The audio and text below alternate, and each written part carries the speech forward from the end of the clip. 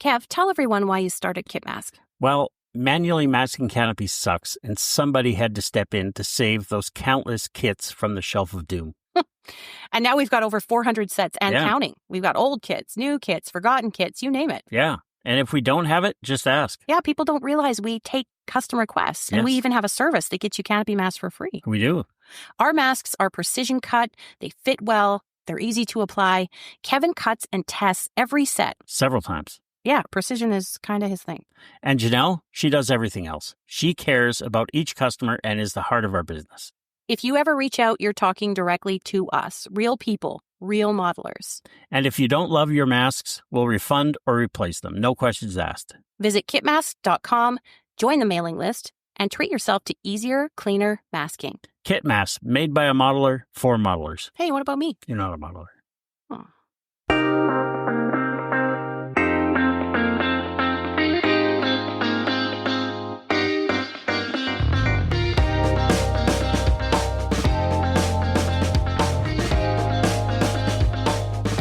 It's July, Kentucky, Dave.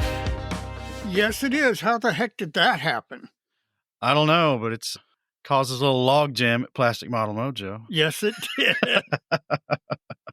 Yes, it did. But like we said, life happens. Life goes on. Yep. Yep. Well, again, we got to thank Kevin and Janelle at Kitmask for sponsoring 12-Minute Modelsphere. And don't forget, folks, there's discount code Mojo15 for 15% off your first order. And take advantage of that, folks. They're good people. They are. So good that it got mentioned in one of our upcoming episodes by our guest. Yes, it did. We'll get to that in a minute. But until then, Dave, where have we been and where are we going? Well, I've not been anywhere, really. You have. I have. Wonderfest was right at the end of May, beginning of June. And I managed to make it out there for a couple of hours. Saw a lot of our listeners. Got to see John Figueroa, who is on the IPMS board, and he's also spearheading the 2026 Fort Wayne convention. And got to see Mark Cable and John Dietrich, some of our old friends from Military Modelers Club. Yeah. It was amazing. Every time I think the models can't get better, you just walk into that room and you start walking up and down those tables and you're like, wow. You're probably also getting an eye for the genres now.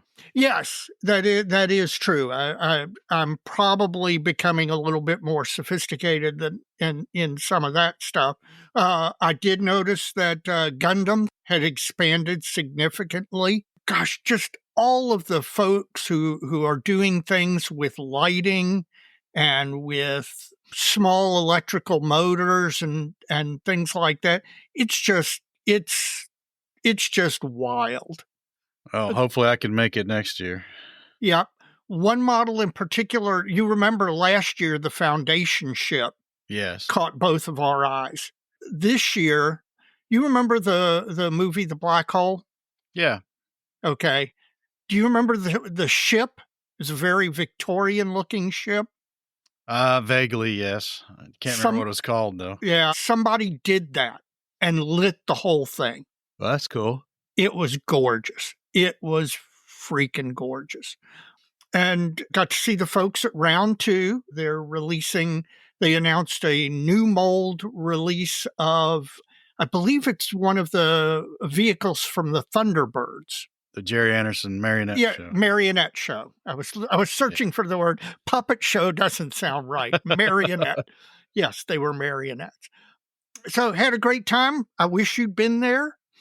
Hopefully you'll be able to be there next year. And maybe I've got some long-range plans that didn't come off this year that I'm thinking. You and me both. Yeah, I know. Thinking about for next year. So we'll see. I'll hold that close to the vest for right now, but we'll see what happens. And of course, where we're going in 5 weeks. Something like that. 5 weeks is the Nationals. Yep. And we've already helped Squadron promote one of their big announcements, and they just had the other one last Wednesday. Yep.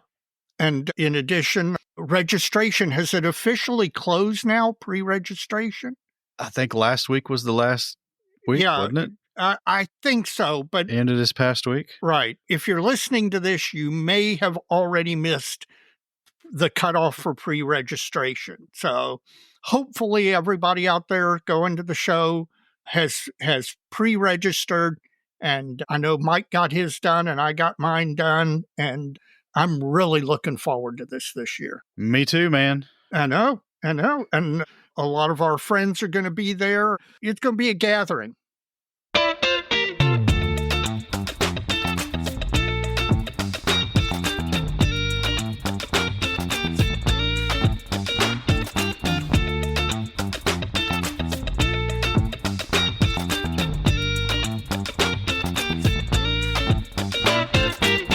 Well, I don't know how many episodes we're going to have in July, Dave. See, if you can't get it figured out for June or May, really. But folks are probably wondering what the heck happened to episode 143. Yes. Well, folks, it's in the works still. We've got the interview recorded and the plans to finish that out. What we want to do last month, we kind of wanted to sneak in a vendor spotlight in there, and we ended up getting a hold of Brandon at Squadron and had him on, and we went a little longer than, I wouldn't say longer than planned, but I guess longer than I had envisioned. And the show ended up performing well for us, as much so as a feature episode. And then a bunch of life kept getting in the way, and it's become the episode that could not be recorded. Yeah. Well, we're getting there because the interview with Harvey is really great. Yeah. And hopefully you and I have cleared off enough life out of our way that we'll get it knocked out and get it dropped soon. Yeah. Then we got episode 144, which is going to be a shop talk. And if our plans hold on that one, Bob Bear, the voice of Bob's going to come on. He's helped the show out a lot, and he's a really great modeler too. And he does some interesting subjects, and it'll be nice to have him on for a shop talk segment. It will be. It'll give me a chance to put the arm on him to get him to come back up to Wonderfest. Or our show. Yeah, or our show. Oh, that's true too. And again, we may sneak another vendor spotlight in there. I think we're going to. I won't reveal what that one's going to be, but it's a new one. Right. And then, I don't know, after that, it'll be gravy. Yeah. We'll see what we can do. If we get the TMM, a vendor spotlight, and 2 episodes in July, we'll be doing good, and we'll head on into August and take it from there, man. You're all along for the ride with us on this, guys. Thanks for being patient. Yes, exactly. Dave, I've been putting in some dojo posts as I work through my KV85, and yes, it's kind of been hopping a little bit again. It's always fun. Yes, we are up to, I think, 53. We are very close to 5,400 members. Things have slowed down ever so slightly. So any of you current listeners out there, go through your Facebook contacts, find modelers that you are friends with who aren't on the dojo, and invite them to the dojo. We like the community that we've grown, and we want to grow it further. So the more the merrier. And I'll tell you what, the folks have been extremely active. You can tell that show season is upon us. There have been a lot of show posts, a lot of in progress stuff, some absolutely amazing finished builds. A couple of them that a couple of people posted F8F Bearcats, and I don't know if they're trying to shame me or what, but yeah, I'm feeling bad.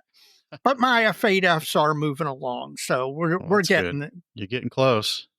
We're to the point where we're seeing 20 plus posts a day on the dojo, which with the way Facebook works and the way Facebook's groups work, you really have to scroll back so that you don't miss something. Yeah, it's kind of the annoying part of it all, but it is. That's just the way it's structured. It's the way they set it up, and there's nothing we can do about it. We did get the annoying AI enabled posts. We killed that bot. What had happened was Facebook had, without telling any group owners in advance, had basically dropped an AI chat bot into every group on Facebook, and it started using AI to generate posts, I guess, in an attempt to stimulate activity in the different groups. But it was annoying, And with the help of Evan McCallum, I was able to squash it dead. Yeah, till the next one comes. Yeah, it's going to say it's dead until they turn it back on without telling us. Well, the prosciutto slice separator plastic post was a good one. I like that. I like that idea. I'm still trying to figure out how to find that stuff. Well, I know if you go to Costco, you can get it. No, I want to buy the plastic on a roll or something that's already. Oh, the prosciutto's great, man. You got to wash it, just a pain in the butt. Yeah, I know. But if they're making that for an industrial purpose, you know that there is some supplier out there who is supplying that to the companies who are doing the packaging the prosciutto.